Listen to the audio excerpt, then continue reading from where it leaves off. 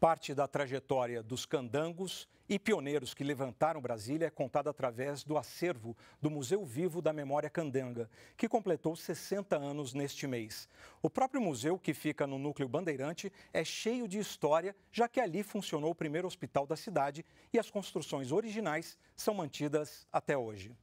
Era para ser um local provisório, erguido a toque de caixa.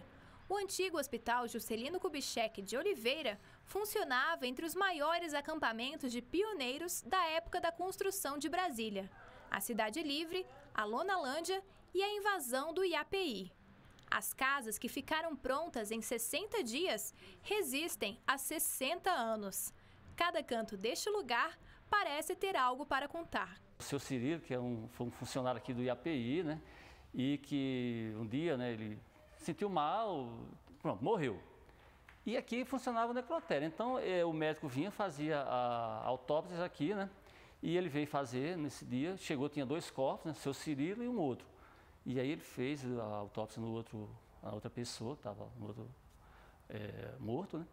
E aí dizem, né, na história, ele conta que o médico saiu para tomar uma pinguinha aqui em volta, onde tinha muitas construções e tinha umas vendinhas, né?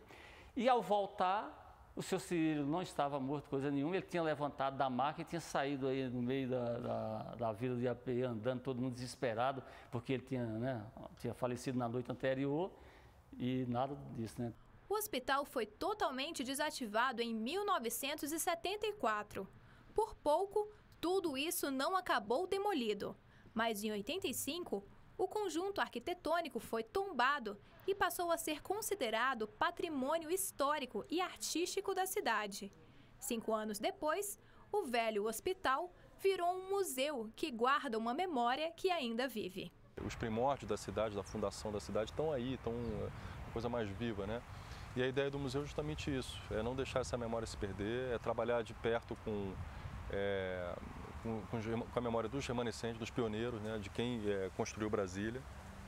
Muitas dessas pessoas estão vivas aí. A gente associa muito o patrimônio cultural de Brasília às grandes obras do Niemeyer, né, às grandes estruturas em concreto, mas isso aqui é tão ou mais importante para a história de quem nasceu, de quem mora, de quem vive no Distrito Federal, ter uma relação direta com o território que você habita, quanto as grandes obras do Niemeyer.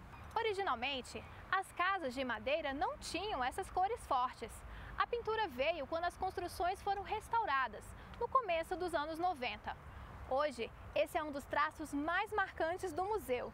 Tanto é que cada casa dessa acabou ficando conhecida por sua cor. Coloriu, né? Para dar mais vida, ficar mais bonita. E ficou bem interessante, porque a gente hoje, inclusive, conhece as casas pelas cores. Ah, eu quero ir a casa verde, a casa amarela, a casa azul. Então, cada uma tem uma definição pela cor. O que é que funciona na casa vermelha, por exemplo? É a administração, lá que funciona a administração. Na Casa Azul, lá tem uma exposição, funciona uma exposição, uma permanente e uma outra temporária, né?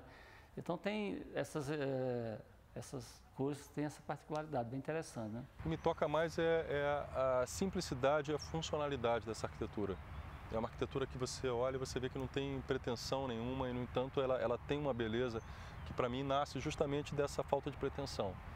Né, é uma elegância que nasce dessa funcionalidade.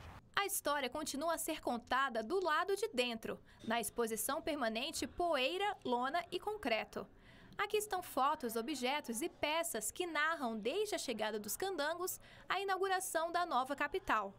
Pelos corredores, encontramos a historiadora Cosma, que está resgatando a história de cearenses que ajudaram a levantar Brasília. O ano de 58 foi o período que eles vieram, né? Ele começou bem antes, 56, 57, mas o período que eles vieram foi o ano de 58 por conta de vários motivos, mas a seca de 58 que estava ocorrendo no Nordeste foi um dos fatores, não o único, né? Que contribuiu para a saída daqueles migrantes para cá e, né, trabalharem aqui.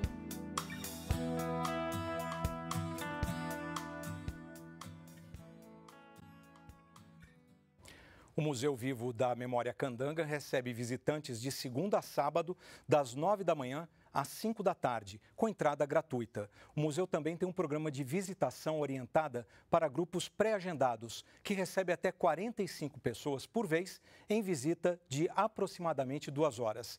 Para mais informações, é só entrar em contato pelo telefone 30 01 35 90.